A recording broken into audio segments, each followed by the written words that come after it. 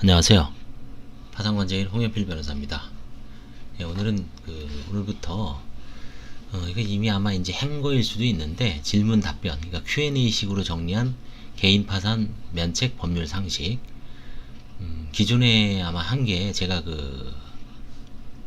강의를 하면서 강의를 한 건데 유튜브를 찍을 때는 그냥 글을 제가 일방적으로 읽고 밑에다가 자막을 입혀서 아마 조금 동영상을 보시는 분들이 이해하기가 쉽지 않을 수도 있습니다. 그래서 한번 강의식으로 일단 PDF 한글 파일을 띄워놓고요. PT로 띄워놓고 한번 차분하게 질문 요지를 이제 읽고 그 다음에 답변을 한번 강의식으로 한번, 그리고 이제 제가 써놓은 거지만 써놓은 거 외에 알고 있는 거, 그 다음에 이제 뭐 최근에 문제된 게 있을 수 있죠. 중간중간에 또 생각나는 게 있을 수 있으니까 좀 자유스럽게 좀 강의식으로 뭐 하다 보면 이해하기가 훨씬 쉽지 않을까. 옛날에는 이제 유튜브를 찍을 때는 아주 한정된 시간, 뭐 3분이면 3분 쭉 읽죠. 빨리빨리. 이렇게 프롬포터를 이용해서 읽은 것도 이제, 그러면 이제 시간은 절약되지만 일반인들 입장에서 좀 이해하기가 쉽지 않죠. 그래서 이거는 차분하게 PDF 내지 한글 파일로 써져 있는 거에다가 덧붙여서 강의하는 식으로 한번 해보겠습니다. 오늘은 이게 지금 양이 되게 많습니다. 제가 보니까 한 100몇 페이지. 그래서 이거를 한번 시간 나는 대로 이제 달락달락, 예를 들어서 최초의 보험 해약금이 나옵니다. 보험 해약금. 그 다음에 두 번째가 뭐 제도입 파산, 두 번째가 상속, 세 번째가 제도입 파산, 그 다음 네 번째가 파산 절차와 관련된 뭐 채권자 주소 부정부터 쭉 이제 순서대로 나오고, 중간에 뭐 부동산도 나올 수 있죠. 사행위도 나올 수 있고. 그래서 제가 파산 면책 진단표에 오른쪽에 20몇 가지를 배열했잖아요. 재산 위주로 이제 재산 내지 않은 행위와 관련된 중요 파산 면책에 대해서 아주 가장 중요한 기본적인 거에 대해서 한번 오늘부터 시간 나는 대로 한번 강의를 하면서 리바이벌 한번 해보겠습니다. 자, 오늘 첫 번째로 보험 해약 환급금을 보겠습니다.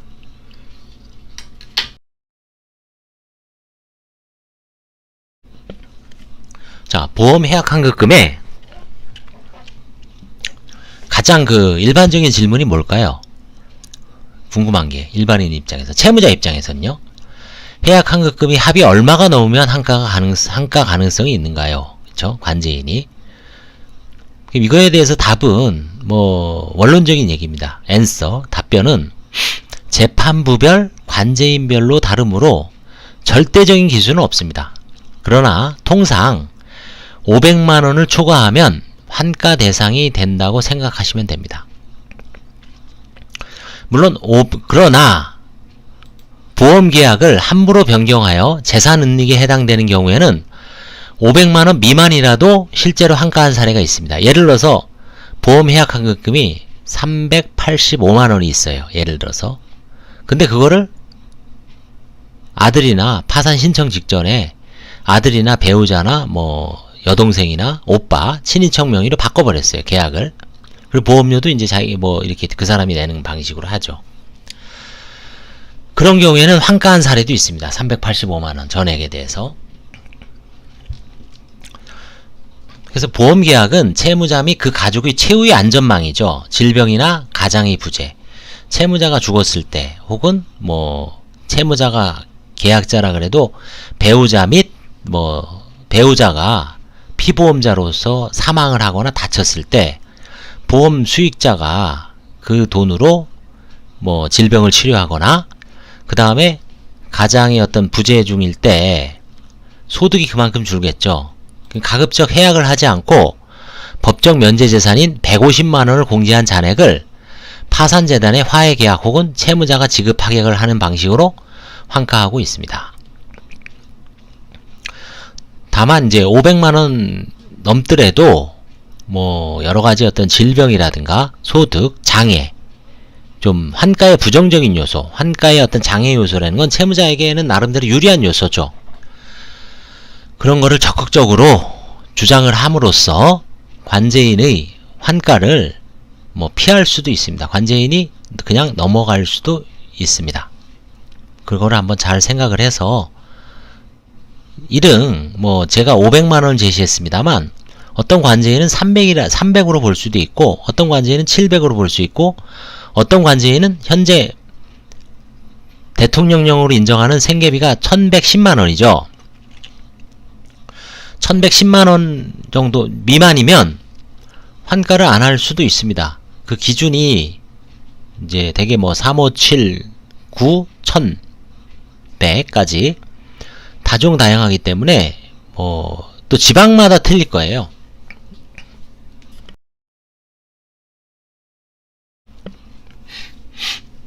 여긴 지금 서울해생법원이죠. 수원은 어떨지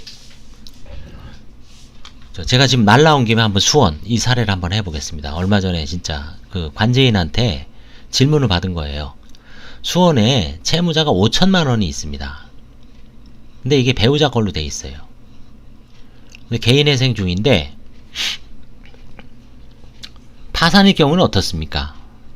저 같으면 5천에서 이제 수원이 3,400이다 빼면 1,600을 고려를 해서 그저 뭐 배우자 몫을 또 절반을 뺀다든지 해서 환가를 할 텐데 개인회생에서는 일단 5천이니까 수원에서는 2,500 절반을 다 환가를 한다 그러더라고요. 좀 뭔가 문제가 되지 않냐. 2,500이면 3,400에 대한 그 면제재산을 보장을 못 해주는 거 아니냐. 그래서 이제 이 변호사가 서울은 어떤가 저한테 전화 왔지만 뭐 개인회생 잘 모르잖아요. 그 책을 찾아보니까 그 변호사님이 서울 같은 경우에는 일단 절반 배우자 몫이라도 보증금을 절반으로 나눠요. 2,500 근데 서울의 면제재산 범위가 얼마입니까? 3,700이죠. 근데 2,500배는 없죠. 그러면 환가를 안 한다는 얘기예요. 이런 식으로 그 보험도 광주광역시가 틀리고 창원이 틀리고 서울 같은 수도권이라도 서울하고 의정부 그 다음에 수원 다 틀립니다. 왜냐면 그 지방별로 보증금도 격차가 있잖아요. 보험 해약 환급도 마찬가지죠. 경제력 차이가 있기 때문에 그 이거를 일률적으로 뭐 쉽게 단정할 수 없습니다. 그래서 가장 좋은 거는 이 파산이라는 거는 제가 보기에는 어느 정도 로컬성, 지역성이 있습니다. 내가 아무리 서울에서 파산 뭐 날고 기어도 광주에 있는 파산 사건을 하다 보면 답답할 때가 있어요. 못할 수도 있습니다. 서울에서도 많이 하다가 또 경기 수원권 가면은 또 다를 수가 있어요. 그 왜 그러냐면 판사별로 관제인별로 기준이 틀리기 때문에 그냥 뭐 서울 기준으로 해서 이건 그냥 넘어가겠지 하다가 아주 낭패를 당하는 수가 있어요. 그래서 가급적 해당 지역을 잘 아는 변호사를 특히 환가와 관련돼 있을 때 뭐 그 외에 그냥 뭐 아무것도 없다 먹고 죽을 것도 없다 그런 경우는 진짜 뭐 전국적으로 통일이죠. 기준이 다를 수가 없죠. 뭐 없는데 어떻게 짜내요. 그쵸?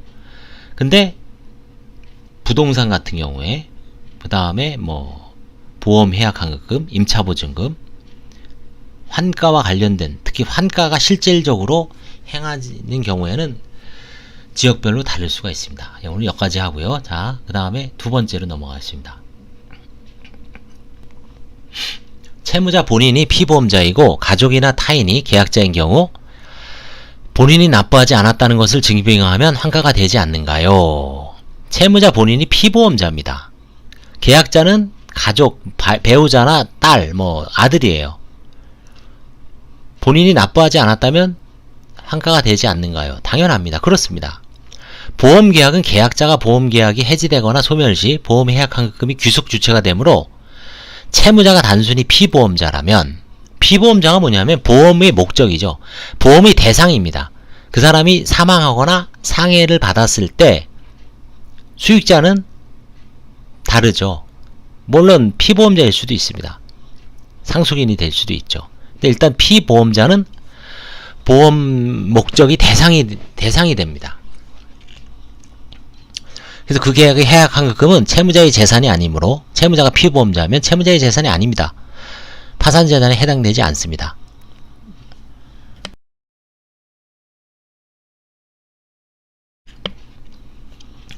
다만 상담 시 유의해야 할 사항이 있습니다.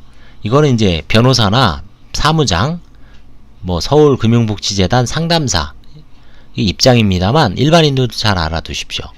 생명보험협회, 손해보험협회에서 발행하는 보험계약 조회결과서는 보험 가입 기간과 계약자 혹은 피보험자, 유지 여부 등 상세한 내역을 알려주죠.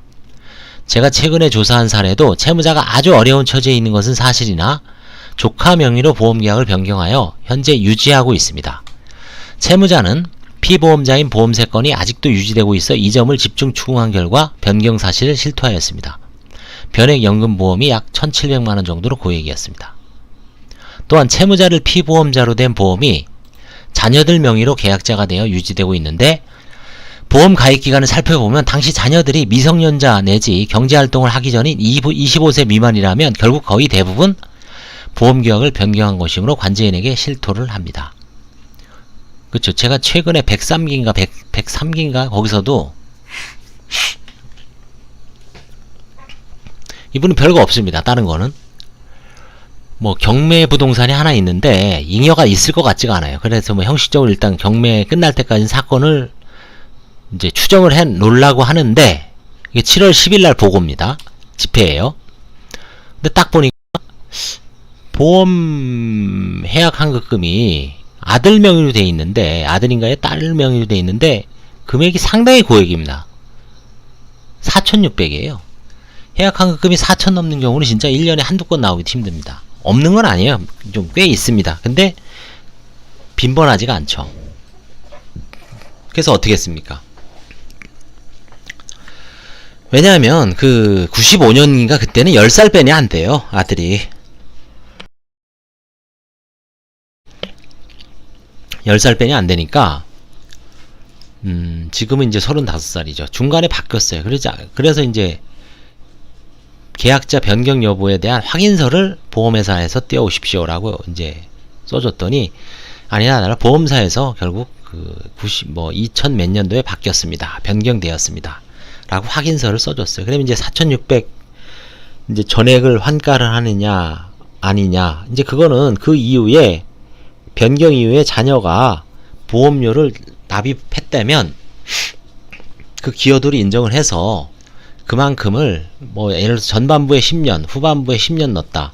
그럼 뭐 대략 절반 정도 절반 조금 못하게 하면 됩니다. 그래서 그런 식으로 이제 변경이 꽤 이루어지고 있다는 것을 잘 염두에 두셔서 변경을 해도 크게 실익이 없다는 것을 알아두시고 오히려 더 환가를 당할 수가 있습니다. 차라리 뭐 좀 경제적으로 어렵다면 예를 들어서 뭐 변호사 비용이나 뭐 파산 비용 아니면 뭐 생계비가 모자른다 그러면 해약환급금 범위 내에서 조금 대출을 받아서 그 기간 동안에 좀 버티면 그 부분을 뭐 관제인이 문제 삼는 경우는 없죠. 근데 그런 경우에도 이제 일부러 파산 직전에 아주 전액을 현금으로 딱 땡기면은 좀 문제가 될 수는 있어요. 그래서 금액을 좀 적절한 범위로 뭐 제가 보기엔 한 200-300 정도는 넘어갈 수가 있습니다. 보험해약금이 한 700 정도가 돼요. 근데 생계가 어려워서 한 300 정도를 땡겨서 생활비에 쓰고 그 근거가 있어요. 예를 들어서 그래서 현재 해약환급금이 이제 뭐 한 350배니 안 돼요. 그럼 다시 또 150을 공제하고 200배니 환가를 못하죠. 뭐 그런 경우에는 넘어갈 수도 있습니다. 뭐 일부러 그러는 건 아니지만 그럼 잘 좀 경중을 따져서 한번 해보십시오. 변경을 해놓고 걸리면 어쩔 수 없다는 생각으로 파산에 임하는 것 같은데 뭐 하여튼 환가가 불가피하다는 걸 잘 염두에 두십시오. 자, 보험계약자 변경건과 아닌 건 환가 금액이 다르게 책정되는지 궁금합니다. 그렇죠. 당연히 다르게 책정합니다. 일반 계약자 건은 예를 들어 해약환급이 800만원이라면 150을 공제하고 650만원이 가등하더라도 채무자 내지 그 가족이 어려운 형편을 호소하면 재량으로 감액해서 350에서 400만원을 한가하더라도 크게 허가가 거부되는 경우는 없습니다. 관제인 재량입니다. 근데 만약 위 사안이 변경된 경우라면 650만원에서 150만원을 공제하고 500만원을 감액 없이 한가할 가능성이 큽니다. 물론 이런 경우에도 뭐 또 하소연을 하면 좀 깎아줄 수도 있습니다만, 변경은 일종의 제재적 측면이 있다는 점을 부인할 수 없습니다. 일종의 경고적 기능이라고 할 수 있죠. 이런 거를 만약에 뭐 방임해면 대부분 다 변경할 거 아니에요, 그쵸? 소문나면. 그래서 이런 거는 일종의 좀 제재를 가하고 있습니다. 경고를 하는 거죠. 파산 신청 채무자 내지 아니면 전문가인 대리인들, 그쵸? 같은 것은 같게 다른 것은 다르게. 자, 그 다음에 압류보험권 환가 기준은 어떻게 되는가요? 예금이나 보험이 압류되어 있는 경우에는 채권자의 집행에 대한 기대 이익을 보호하기 위해 비록 소액이더라도 환가하는 경향이 있습니다. 무슨 얘기냐면 채권자가 파산 신청 전에 채무자를 상대로 돈을 들여서, 시간, 비용을 들여서 예금이나 보험을 자기는 신경 써서 압류를 해놨는데 파산 면책 딱 들어왔을 때 그냥 넘어가면은 그 사람은 좀 억울하죠. 그래서 위에서 언급한 일반 보험 계약의 환가 기준보다 다소 완화하여 절대적인 면제재산 범위 내인 150만원을 공제하고 남은 금액이 그래도 최소한 150 내지 200만원 정도는 환가 배당이 가능하다면은 환가를 할 수도 있습니다. 예를 들어 똑같은 350이라도 채권자가 집행을 안 했으면 350에서 150이면 200배니 안 되죠. 금액이 200 작다 넘어갈 수도 있어요. 근데 350을 채권자가 그 전에 압류를 해놨어요. 가압류도 아닙니다. 압류입니다. 압류면은 결국 압류하려면은 판결까지 싹 받았다는 얘기거든요. 비용 시간 들여서. 그럼 350에서 일단 150은 집행불능이니까, 집행면제니까 어쩔 수 없더라도 200만원을 또 그 채권자만 주는 것도 아니죠. 다른 일반 채권자를 위해서 관제인이 다 갖다가 한가를 해야 되는데 불가피한 측면이 있습니다. 자, 보험계약자 변경권이 있다면 다시 계약자를 변경하고 들어가는 게, 신청하는 게 나은지 궁금합니다. 이건 참 어려운 질문인데요. 일단 관제인 입장에서 한번 보면 일반 보험계약권과 변경 보험계약권을 차별해서 환가 금액을 책정하는 것이므로 원칙적으로 원상회복시키고 들어오는 것이 좋을 수도 있을 것 같습니다. 개인적인 의견입니다. 그래서 오늘은 그 파산까지, 아니죠, 보험 해약 환급금에 대해서 한 5가지에서 6가지 뭐 궁금증이 일부 조금이라도 해소됐으면 아마 도움이 될 겁니다. 감사합니다.